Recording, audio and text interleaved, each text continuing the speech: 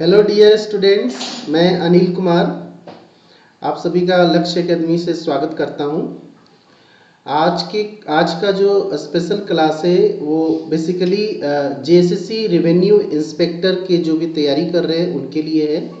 और उनका एक पेपर 3 आएगा जिसमें मैथ्स का वो एग्जामिनेशन उनको देना है। तो अभी हम लोग जस्ट मैट्रिसेस और डिटरमिनेंट का सीरीज देख रहे हैं, जिसमें आज हम लोग पार्ट 3 का डिस्कशन करेंगे। इससे पहले मैंने पार्ट 1 और पार्ट 2 का डिस्कशन किया है, जो मेन इंपॉर्टेंट पॉइंट्स है और आपके एग्जामिनेशन पॉइंट ऑफ व्यू से जो मैथमेटिक्स का सिलेबस आप लोग को पढ़ाया जाएगा उसमें ये हेल्पफुल होगा।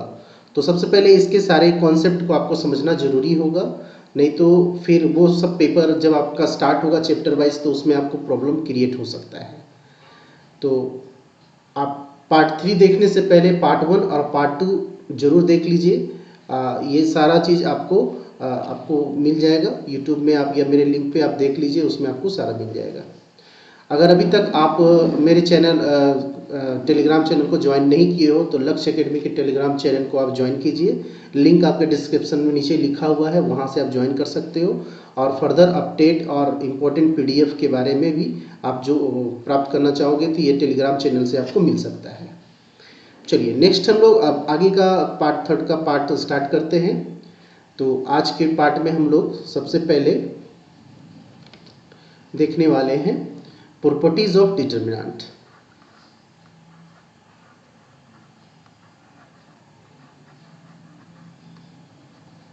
Properties of determinant.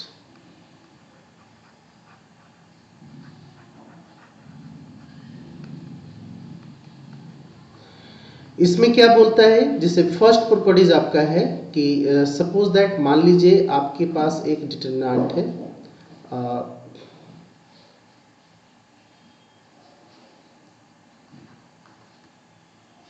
Just minute. हाँ, जैसे मान लीजिए आपके पास एक डिटरमिनेंट है डेल्टा। डेल्टा इक्वल टू आप लेते हैं डेल्टा इक्वल टू आप लेते हैं A1 A2 A3, ठीक है। B1 B2 B3 C1 C2 C3। तो इसमें बोला जा रहा है कि जैसे मान लो जो इसका वैल्यू मैं सपोज दैट कुछ ले लेता हूँ। सपोज दैट मान लीजिए इसका वैल्यू जो है, आप जब सॉल्व करते हो आफ्टर सॉल्विंग यू गेट के। ये मैंने मान लिया कि के आया है इसका आंसर, ठीक है। अगर ऐसा आपका दिया हुआ है, इसका वैल्यू कितना आता है, के आता है सपोज दैट।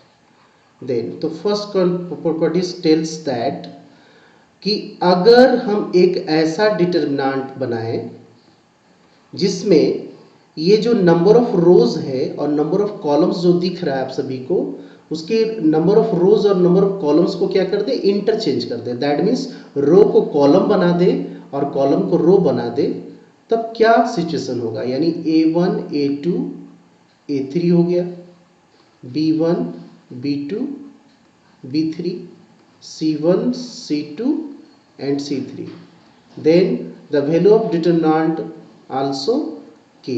तब भी डिटरमिनेंट का वैल्यू क्या आएगा, के ही आता है। अगर सभी रो को और सभी कॉलम को इंटरचेंज कर दिया जाए तो आप देख रहे हैं फर्स्ट में आपका के है सपोज दैट, और रो और कॉलम को चेंज करने के बाद भी वैल्यू वही रहेगा।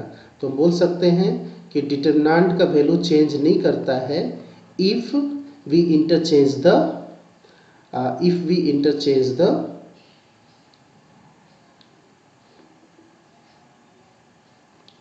ठीक है। दैट मीन्स क्या बोल सकते हैं, the value of determinant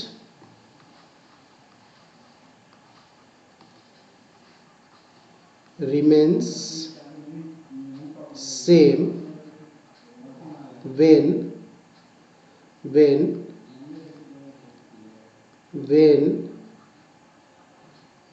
we interchange the rows and columns, ठीक है। रोज और कॉलम्स को अगर आप इंटरचेंज कर दो तो डिटरमिनेंट का वैल्यू बदलता नहीं है। आप कोई एग्जाम्पल लिख भी इसको वेरीफाई कर सकते हो, इससे कोई प्रॉब्लम नहीं होगा। प्रॉपर्टीज आपका यही रहेगा। चलिए सेकेंड प्रॉपर्टी की ओर चलते हैं। Properties number 2।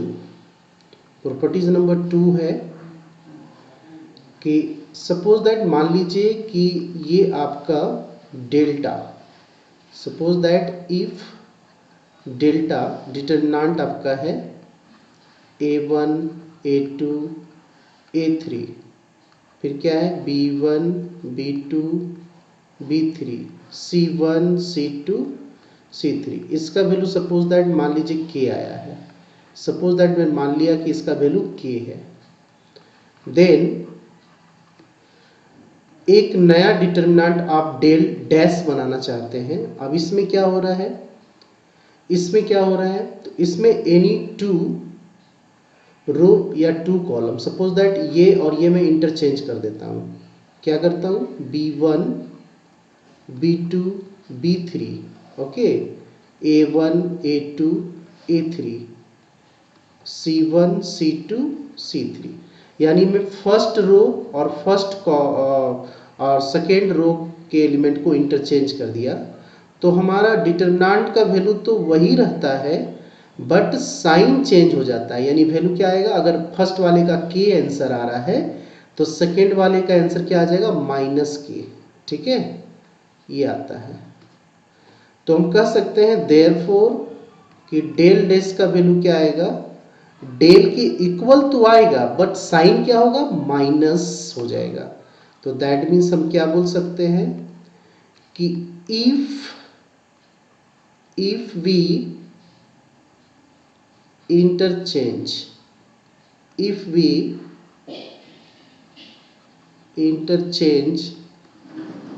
the interchange any 2 rows or columns of a given determinant, then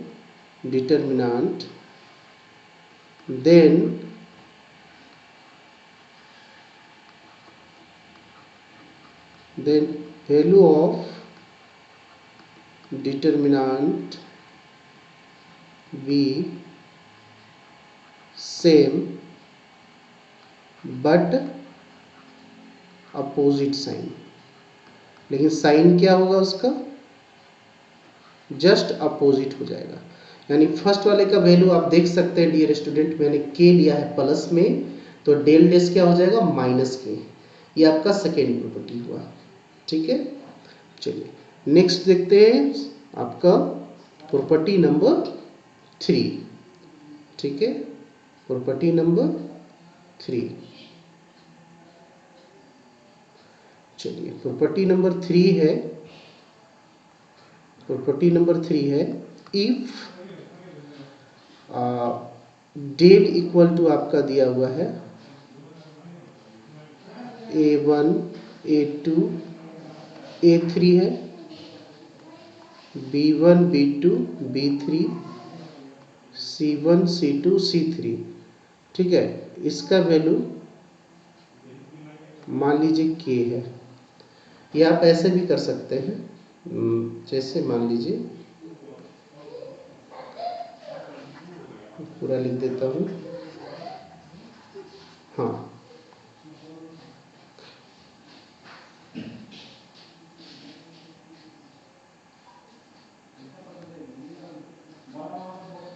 हाँ देखिए क्या है, जैसे यहाँ पे आप लिखते हो a1 है a2 है a3 है, सेकेंड में भी क्या है a1 है a2 है a3 है, फिर लास्ट में c1 c2 और c3 है।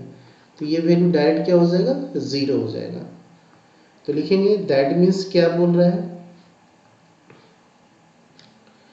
कि यहाँ पे आप क्या देख रहे हैं, इफ एनी 2 रोज और columns be equal, then determinant का वैल्यू क्या हो जाएगा 0। अगर किसी डिटर्मिनेंट का 2 रो या 2 कॉलम इक्वल हो जाता है तो वो क्या हो जाता है 0 वैल्यू होता है। जैसे आप मान लीजिए आप लिखते हो 1 है 2 है 3 है, फिर से 1 है 2 है 3 है और यहाँ पे है 4 5 6। तो आपको करना क्या है, ये डायरेक्ट 0 लिखना है क्योंकि फर्स्ट रो और फर्स्ट कॉलम आपका फर्स्ट रो और फर्स्ट सेकेंड रो ये दोनों आपस में क्या है आपका इक्वल है। 2 रो और या 2 कॉलम आपस में इक्वल होगा तो डिटरमिनेंट का वैल्यू 0 हो जाता है। This is the property number 3। चलिए नेक्स्ट की ओर चलते हैं, प्रॉपर्टी नंबर 4। प्रॉपर्टी 4 क्या है तो इसे हम लोग देखते हैं। प्रॉपर्टी नंबर 4 है, जैसे मान लीजिए अगर एक डिटरमिनेंट आपके पास दिया हुआ है और इसमें डिटरमिनेंट का जो वैल्यू है वो है a1 a2 a3, फिर आपका है b1 b2 b3 c1 c2 c3। इसमें मान लेते हैं कि कॉलम 1 जो है ये आपका कॉलम 1 है, ये आपका कॉलम 1 है।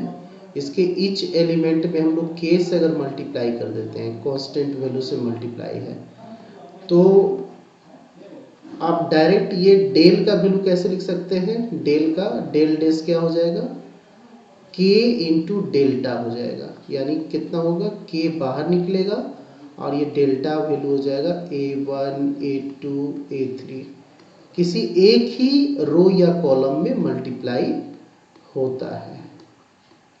ठीक है, तो ये आपका हो गया प्रॉपर्टी नंबर 4। ठीक है, चलिए नेक्स्ट की ओर चलते हैं। नेक्स्ट है आपका प्रॉपर्टी नंबर 5। बोलता है एक ऐसा डिटरमिनेंट है जो कि इस फॉर्मेट में लिखा हुआ है a1 plus d1 a2 plus d2 फिर a3 प्लस d3 और इस प्लेस पे है आपका b1 b2 b3 c1 c2 c3। तो ये आपका सिंगल डिटरमिनेंट जो है डबल में आप चेंज कर सकते हैं, a1 a2 a3 b1 b2 b3 c1 c2 c3 plus फिर क्या आएगा d1 d2 d3 b1 b2 b3 c1 c2 c3। ये आपका एक सिंगल डिटरमिनेंट को ब्रेक करके ये वाला जो दिख रहा है आपको, इसको आप डबल में चेंज कर सकते हैं। ये प्रॉपर्टी नंबर 5 है। तो ये मेन प्रॉपर्टी है जिसको आपको अप्लाई करना होता है। एक और लास्ट है, उसको हम लोग देख लेते हैं, वो भी एक जरूरत पड़ जाता है कभी कभी। ठीक है, इसमें क्या बोलता है, जैसे मान लीजिए ये डेल्टा लिखा हुआ है और ये वैल्यू है a1 a2 a3 है, b1 b2 b3 है, c1 c2 c3 है और इसका वैल्यू आपका मान लीजिए k आता है, सपोज दैट k आया आंसर। देन अगर हम इस एक नया डिटरमिनेंट बनाते हैं जिसमें मैं कर क्या रहा हूं कि रो 1 में रो 2 को प्लस कर रहा हूं, यानी कि a1 प्लस b1 कर दिया मैंने, a2 प्लस b2 कर दिया। ठीक है,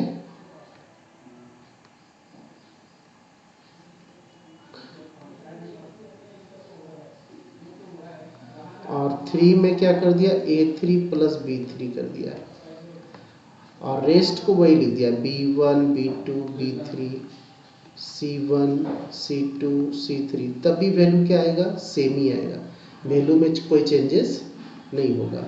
यहाँ पे मैंने किया क्या ऑपरेशन लगा दिया, r1 में रो 1 में मैंने रो 2 को प्लस किया और रो 1 के प्लेस पे मैंने लिख दिया, तब भी वैल्यू वही रहेगा, बदलेगा नहीं। चलिए अब इसके बाद आपको जानना होता है स्टूडेंट माइनर और कोफैक्टर कैसे निकालते हैं। ठीक है, तो उसकी ओर चलते हैं। ठीक है, अगला जो अब जानना है आपको माइनर एंड कोफैक्टर्स ऑफ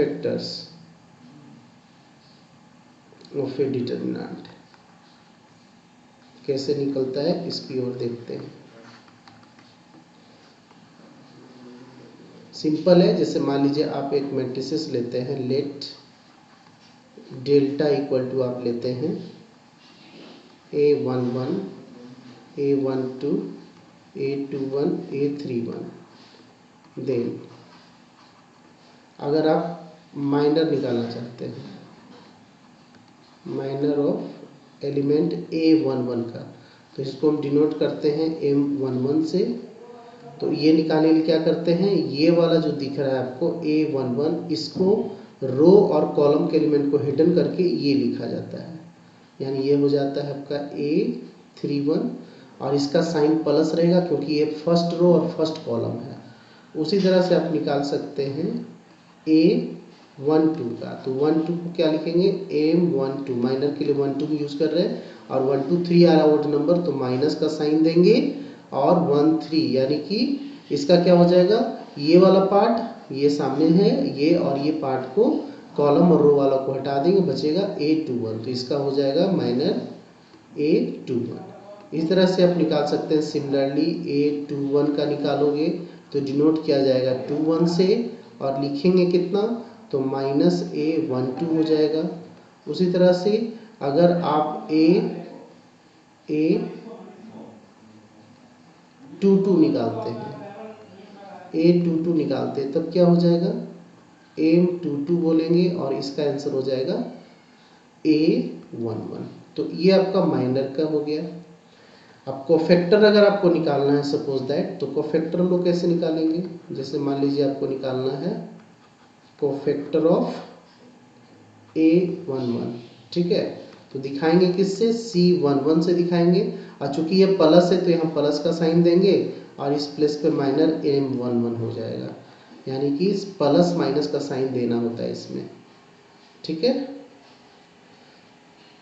आप यहाँ पे अभी नहीं भी इस हटा भी दोगे तो चलेगा, कोई दिक्कत नहीं, डायरेक्ट कोफैक्टर भी लिखा हुआ है, कोई दिक्कत नहीं है। ये आप यहाँ से अभी साइन को हटा भी दो, कोई दिक्कत नहीं, कोफैक्टर में इसको यूज कर सकते हो, कोफैक्टर में यूज किया जाता है साइन। तो ये हो जाएगा आपका A31 हो जाएगा, और ये हो गया कोफैक्टर ऑफ A12, शो करेंगे 1 2 से, और ये हो जाएगा माइनस M11 M2 हो जाएगा, और ये हो जाएगा माइनस A12। इसी तरह से आगे आप सब निकाल सकते हैं। तो कोफैक्टर और माइनर में इस तरह का प्रोसीजर किया जाता है। एक 3 ऑर्डर वाला देख लेते हैं, जैसे मान लीजिए डेल्टा लिखा हुआ है और A11 है, A12 है, A13 है, A22 है, A21 A22 A23, फिर A31 A32 और A33 है, ठीक है। अब मेरे को यहाँ पे निकालना है, मान लीजिए M22 निकालना है, तो ये किसका माइनर है, तो ये माइनर है आपका माइनर ऑफ A22 का निकाल रहा हूँ मैं। तो 22 देखो इस प्लेस पे है, ये आपको 22 दिख रहा है ना, तो इसको कॉलम और रोज को हटा देंगे और वैल्यू किसका लिखेंगे, ये वाला वैल्यू, ये हो जाएगा डायरेक्ट A11 हो जाएगा, A31 हो जाएगा, A13 हो जाएगा, A33 हो जाएगा। अब इसको सॉल्व कर देंगे तो ये माइनर निकल जाएगा। लेकिन अगर इसी का कोफैक्टर निकालने के लिए आपको बोलेगा तो 22 चूंकि 4 आ रहा है तो प्लस का साइन लगाएंगे और M22 हो जाएगा, यानी माई प्लस का साइन, और फिर ये पूरा का पूरा वैल्यू यहाँ पे आ जाएगा। अब इसको सॉल्व करेंगे तो माइनर निकल जाएगा। इसको सॉल्व करेंगे तो माइनर, और प्लस और माइनस का साइन अगर इंक्लूड करते हैं तो कोफैक्टर दे देगा। जैसे मान लीजिए अगर आपको निकालना है सपोज दैट इसका A23 का निकालना चाह रहे हैं, इसका निकालना चाह रहे हैं, तो माइनर को क्या बोलेंगे 23 और कोफैक्टर क्या हो जाएगा 23। तो 23 अगर निकालना है तो इसको हिडन कीजिए कॉलम और रो को, तब क्या बचेगा, इसका वैल्यू हो जाएगा आपका डियर स्टूडेंट्स A11 हो जाएगा, A31 हो जाएगा, ठीक है, A13 हो जाएगा, सॉरी 12 होगा, 12 होगा और A32 होगा, ये हो जाएगा। और इसमें क्या होगा, जो कि 2 और 3 5 आ रहा है तो माइनस का साइन और m23 का जो वैल्यू होगा वो रख देंगे। तो माइनर और कोफैक्टर की भी ज़रूरत पड़ती है। चलिए नेक्स्ट है, आपको जानना है, अब हम लोग फिर से वापस आएंगे मैट्रिक्स की ओर। मैट्रिक्स में अब यहाँ इतना जानने के बाद मैट्रिक्स के बारे में एक दो पॉइंट और जानना है। वो क्या है? तो एक प्रॉपर्टीज आपका आता है ट्रांसपोज ऑफ ए मैट्रिक्स। ठीक है, ट्रांसपोज ऑफ ए मैट्रिक्स ये क्या होता है? जैसे मान लीजिए ए एक मैट्रिक्स आप लेते हैं और इसका वैल्यू है 2 है, 3 है, 5 है, 4 है, 2 है, 0 है। तो आप देख सकते हैं ये 2 इंटू 3 मैट्रिक्स है।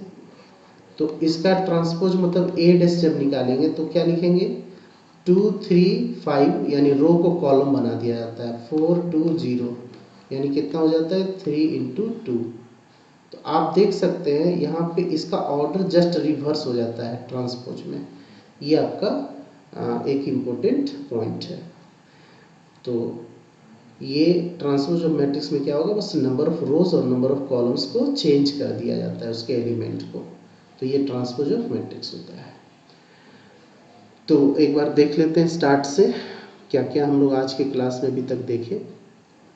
तो देख सकते हैं प्रॉपर्टीज ऑफ डिटरमिनेंट में मैंने फर्स्ट प्रॉपर्टी बताया जिसमें नंबर ऑफ रोज और नंबर ऑफ कॉलम्स को अगर इंटरचेंज कर दिया जाए, रो को कॉलम बना दिया जाए, कॉलम को रो, तो डिटरमिनेंट का वैल्यू चेंज नहीं होता है। सेकेंड में क्या बोलता है? अगर एनी 2 रो या 2 कॉलम को इंटरचेंज कर दिया जाए तो डिटरमिनेंट का वैल्यू तो सेम रहता है बट साइन चेंज कर जाता है। थर्ड है अगर एनी 2 रो और या एनी 2 रो या एनी 2 कॉलम इक्वल हो जाता है तो डिटरमिनेंट का वैल्यू 0 हो जाता है। थर्ड में बोलता है कि अगर डिटरमिनेंट के किसी भी, है ना, डिटरमिनेंट के किसी भी रो या कॉलम में किसी कांस्टेंट वैल्यू से मल्टीप्लाई, जैसे मैंने यहाँ पे कॉलम वन लिया है, इसमें k से मल्टीप्लाई है तो रिजल्टेंट वैल्यू डिटरमिनेंट का वैल्यू क्या होगा? k टाइम्स ऑफ डेल्टा, यानी पहले वाला वैल्यू का k टाइम्स हो जाएगा। नेक्स्ट है उसके बाद 5 प्रॉपर्टी में क्या है कि एक सिंगल डिटरमिनेंट को डबल भी बनाया जा सकता है अगर इस तरह का फॉर्मेट मिल जाए आपको, जैसा कि स्क्रीन पे दिख रहा है। फिर उसके बाद है 6 में आपका क्या है कि अगर आपका जो वैल्यू है जो देख रहे हैं आप डेल्टा का k मान लिया मैंने, उसमें अब रो 1 में रो 2 को प्लस करके भी अगर उसका ऑपरेशन किया जाए तब भी वैल्यू बदलता नहीं है। फिर माइनर और कोफैक्टर के बारे में मैंने बताया, फिर ट्रांसपोज ऑफ मैट्रिक्स के बारे में। तो अब हम लोग नेक्स्ट क्लास में इसकी आगे का पार्ट को देखेंगे। आज के लिए हम लोग इतना ही रखते हैं, ठीक है? तो सी यू अगेन स्टूडेंट्स, फिर मिलते हैं नेक्स्ट क्लास में। Bye bye.